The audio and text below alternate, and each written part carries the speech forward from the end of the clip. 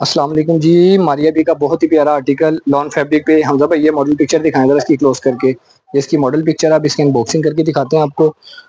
Cambric lawn fabric पे है, बहुत ही प्यारा आर्टिकल है ये। फुल लॉन्ग लेंथ के साथ ये शर्ट का फ्रंट आएगा।